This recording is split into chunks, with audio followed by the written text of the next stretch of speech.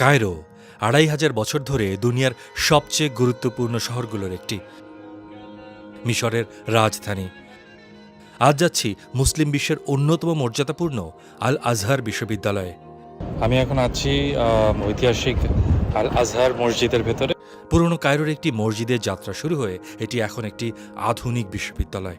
সেখানে পড়েন বাংলাদেশিরাও। কথা হবে তাদের একজনের সঙ্গে। কি অবস্থা, কেমন আছেন? সব শেষে যাব ইমাম হোসেনের মসজিদে। বলা হয় সেখানে সংরক্ষিত রয়েছে তার মস্তকাবশেষ। সঙ্গে ঘুরব পুরনো কায়রোর জমকালো বাজারে।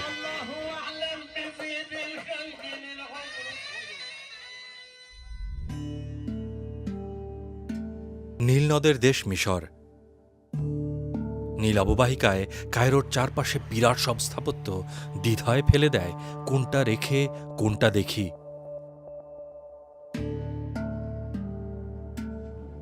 এখানকার দেয়ালগুলোর কান আছে কিনা জানি না, তবে এখানে এসে কান পাতলেই আপনি শুনতে পাবেন কথা বলছে ৫,০০০ বছরের ইতিহাস।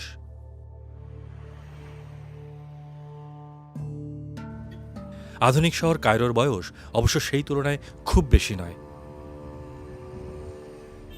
১৩০০ বছর আগে নবম শতাব্দীতে খলিফা আল মুইজ একে রাজধানী হিসেবে পত্তন করে এর নাম দেন কাহিরাত আল মুইজ। এখান থেকেই কায়রো নামের উৎপত্তি।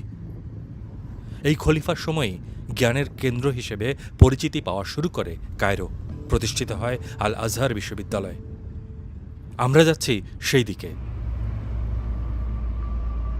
খলিফা আল মুইজকে বলা হয় তিনি নবী মুহাম্মদের কন্যা বিবি ফাতিমার বংশধর। আর বিবি ফাতিমার আরেক নাম আল জাহরা, যার অর্থ দীপ্ত বা আলোকোজ্জ্বল। তার নামের প্রতি সম্মান দেখিয়ে নাম করা হয় পৃথিবীর অন্যতম পুরনো এই আল আজহার বিশ্ববিদ্যালয়ের।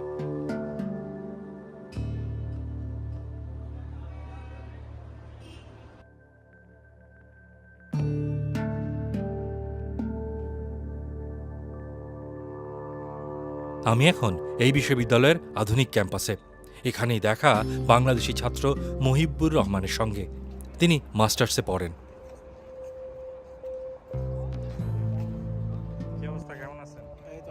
আমি মোহাম্মদ মহিবুর রহমান মাসুম। গত বছর আমি গ্র্যাজুয়েশন সম্পন্ন করেছি ইসলামিক থিওলজিতে এবং বর্তমান কোরআনিক সায়েন্সে মাস্টার্স করছি। মহিবুরের সঙ্গে ক্যাম্পাসে বিভিন্ন ফ্যাকাল্টি ঘুরে ঘুরে দেখলাম। মূলত ধর্মতত্ত্ব দিয়ে শুরু হয়। এখানে ফিক, হাদিস, তাফসির এগুলো প্রথম পড়ানো হতো। এরপরে আস্তে আস্তে বিশ্বের বিভিন্ন প্রান্ত থেকে যখন মানুষ আসা শুরু হলো এখানে পড়াশোনার জন্য, তখন তারা প্রয়োজন বোধ করলেন যে এটি একটা আধুনিক বিশ্ববিদ্যালয় কীভাবে করা যায়। এভাবে সম্প্রসারণ হতে হতে এখন আজহার বিশ্ববিদ্যালয়ে প্রায় ৬২টি ফ্যাকাল্টি আছে। আধুনিক বলতে গেলে সবগুলো ফ্যাকাল্টির সমন্বয়ে আল আজহার বিশ্ববিদ্যালয় এখন আছে। কায়রো সহ বিভিন্ন জেলাতে আজহারের প্রায় ৫টির অধিক জায়গাতে আজহারের বিভিন্ন ক্যাম্পাস রয়েছে এবং ৫ লক্ষাধিক ছাত্রছাত্রী এখানে অধ্যয়ন করছে। এইখানে বাংলাদেশি স্টুডেন্ট কেমন আছে? ১,০০০-এর উপরে হবে বাংলাদেশি স্টুডেন্ট, এবং বাংলাদেশ সহ বিশ্বের বিভিন্ন প্রান্ত থেকে পড়তে আসা স্টুডেন্টের সংখ্যা প্রায় ১ লাখের উপরে। হানাফি, শাফিঈ, মালিকি, হাম্বলি ৪ মাযহাবের উপরেই সমানভাবে এখানে পাঠদান করানো হয়। আজহারের মূল কনসেপ্টটাই হলো মধ্যপন্থা অবলম্বন করা। আজহারটা সম্পূর্ণই বাড়াবাড়ি এবং ছাড়াছাড়ির ঊর্ধ্বে। আল আজহারে যদি কেউ ইসলামী বিষয় নিয়ে সাবজেক্ট নিয়ে পড়তে চায় তাহলে তাকে অবশ্যই কোনো মাযহাবের অন্তর্ভুক্ত হতে হবে।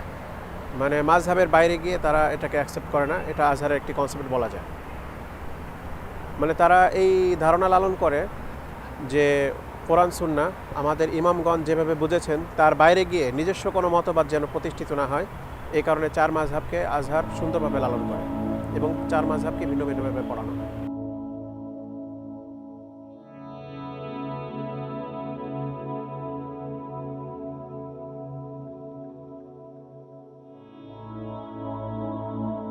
আধুনিক ক্যাম্পাস ঘোরা শেষে এবার মহিবুর আমাকে নিয়ে যাচ্ছেন সেই মসজিদে যেটি আজ থেকে ১০৫০ বছর আগে শুরু হয়েছিল খলিফা আল মুইজের আমলে। ইসলামিক মিশন সিটি মদিনাতুল বরসাল ইসলামিয়া, এখানে বিদেশি প্রায় ৫,০০০ ছাত্র এখানে থাকে, ছাত্রাবাস। এবং আপনার ডান পাশে যেটা হলো ইন্টারমিডিয়েট লেভেলের যে কলেজ, এটা হলো কলেজ আজহারের কলেজ। আর আপনার বাম পাশে দেখেন একটা মাঠ দেখা যাবে, এটা হলো বিদেশি ছাত্রদের খেলার মাঠ। আর ওই যে বড় বিল্ডিংটা দেখা যায়, ওইটা হলো আজহারের বড় লাইব্রেরি। আচ্ছা আচ্ছা।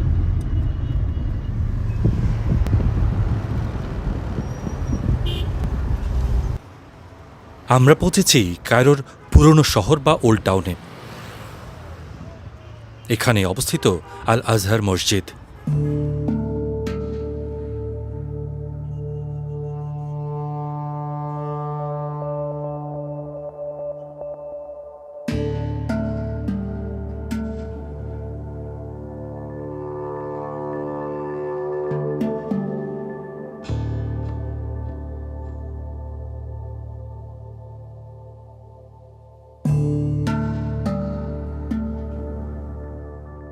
আমি এখন আছি ঐতিহাসিক আল আজহার মসজিদের ভেতরে। এখানেই শুরু হয়েছিল 970 খ্রিস্টাব্দে আল আজহার ইউনিভার্সিটি, যেটি আজ সারা পৃথিবী ব্যাপী বিখ্যাত এবং মুসলিম বিশ্বে খুবই জনপ্রিয় এবং খুবই মর্যাদাপূর্ণ একটি বিশ্ববিদ্যালয়।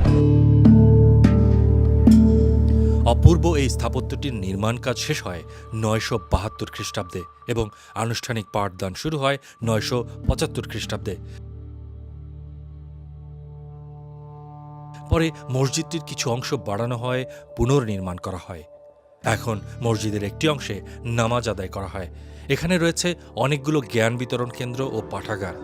মহিব্বুর বলেন, এখানে যে কেউ বিনামূল্যে পাঠ গ্রহণ করতে পারেন। يجعله ممتازا ما عداه وهو الذي يسمى بالتعليم। নামাজ পড়ার সাথে সাথে এখানে অনেকগুলো কার্যক্রম আছে। তোর মধ্যে উল্লেখযোগ্য যদি বলা যায় যে একটি ফতোয়া বোর্ড আছে। তো এখানে সর্বক্ষণিক মুফতি সাহেবরা বসে থাকেন এবং মানুষের জিজ্ঞাসা এখানে যে কোনো সময় এসে জিজ্ঞাসা করতে পারে এবং উত্তর দেওয়া হয়। এবং আরও বিভিন্ন দিক আছে, যেমন যদি কেউ চায় যে বিভিন্ন বিষয়ে সে পাণ্ডিত্য অর্জন করতে পারবে, আকিদা, ফালসাফা, তাফসির, হাদিস, এরপরে মান্তিক, বিভিন্ন শাস্ত্র নিয়ে এখানে বিভিন্ন দর্স হতে থাকে, বিভিন্ন ক্লাস হতে থাকে আলাদা আলাদা ডক্টরদের। যদি কেউ চায় যে সেখানে সে এখানে পড়বে, তো এটা সে এসে পড়তে পারে। এটা উন্মুক্ত দর্স বলা যায়, একটি উন্মুক্ত ক্লাস। এটা সপ্তাহের প্রায় শুক্রবার ছাড়া প্রায় প্রত্যেক দিন এভাবে হতে থাকে। আচ্ছা, এমনিতে মিশরের যে আর্থিক অবস্থা সব কিছু মিলিয়ে এইখানে ছাত্ররা পড়াশোনার পাশাপাশি আর কি কি করে? এখানে বলতে গেলে পড়ালেখার পাশাপাশি তেমন কোনো কিছুরই সুযোগ নেই। তার কারণ আল আজহারের সিলেবাসটা এমনভাবে সাজানো যে এখানে পড়ালেখার বাইরে তেমন কিছু করা যায় না। আসলে যদি কেউ তেমন কিছু করতে চায় তো এখানে পড়ালেখা তার তেমন ভালো হবে না আর কি।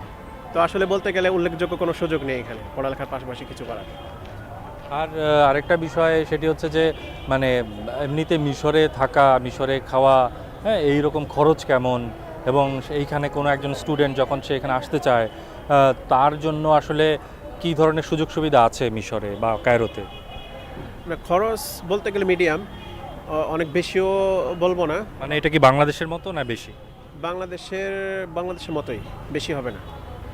এবং কেউ যদি আসতে চায় মোটামুটি অল্প খরচেই মাসে 15,000, 10 থেকে 15,000 টাকার মধ্যে মোটামুটি এনাফ হয়ে যাবে মনে হয় আমার।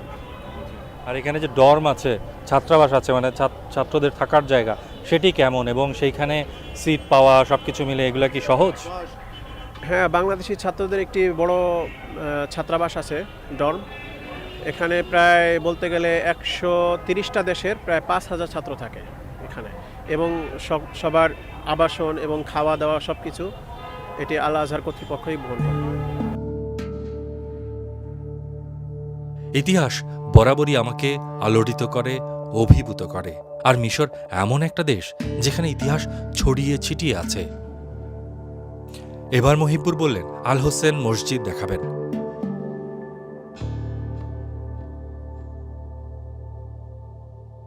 আল আজহার মসজিদ থেকে বের হয়ে রাস্তার ওপারে অল্প হাঁটলেই আল হোসেন মসজিদ বা জামে সৈয়দিনা হুসেইন। এমনিতে মিশরের শিয়া সম্প্রদায়ের মানুষ সংখ্যা লঘু হলেও এই মসজিদের কদর এখানে অনেক। ইরাকের কারবালায় 1153 সালে ইমাম হোসেনকে শিরচ্ছেদ করার পর তার মাথা কায়রো পাঠিয়ে দেয়া হয় সংরক্ষণের জন্য। বলা হয় সেই মাথা এখানে কবর দিয়ে 1154 সালে এই মাজার তৈরি করা হয়। পরে মসজিদটি আকারে বাড়ানো হয়, নতুন করে সংস্কারও করা হয়।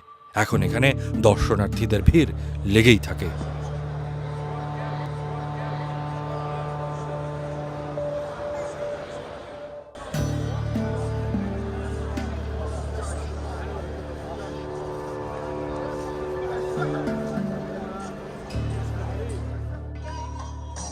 আল হোসেন মসজিদ থেকে বের হলেই চোখে পড়বে পুরনো এই বাজার বা সুক।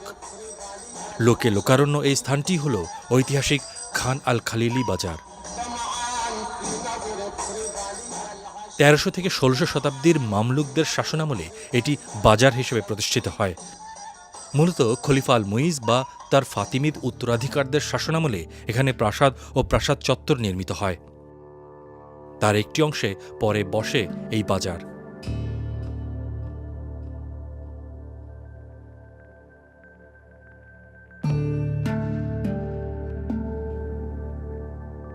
দূর দূরান্ত থেকে আসা পথিক বা ব্যবসায়ীদের জন্য এখানে বিশ্রাম ও আহারের ব্যবস্থা ছিল। আজ এখানে পর্যটকদের ভিড়। আধুনিক কফি শপ থেকে আরবীয় রুটি খাবারের সব ব্যবস্থাই রয়েছে।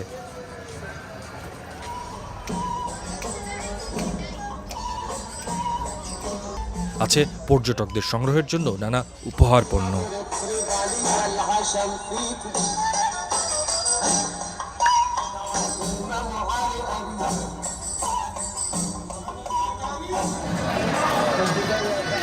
বাজারের এই পথ ধরে হাঁটতে হাঁটতে হারিয়ে যাওয়াই স্বাভাবিক, কিন্তু আমাকে হারাতে দেননি সঙ্গী মহিবুর।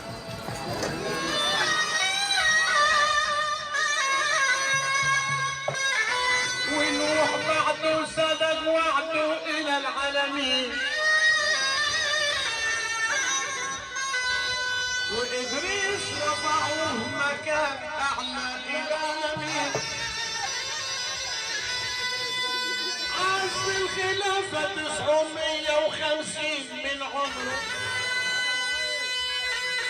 عاش 900 خلاف 50 من عمره، في عهد الطوفان عم الكون وديانة، خلق مرة طاغي على الأرض من عمره، علشان خلفوا كلام الحق وديانة. الله أعلم بزيد الخلق من عمره، خلق حبيب أولى سيدنا لوط ندى لقومه الحبيب أولى. আপাতত চললাম গিজার দিকে, সেখানেই থাকবো রাতে। বিশালাকার পিরামিডগুলো দাঁড়িয়ে আছে আমাকে অভিবাদন জানাতে। পিরামিডে ঘোরার গল্প বলবো পরের পর্বে।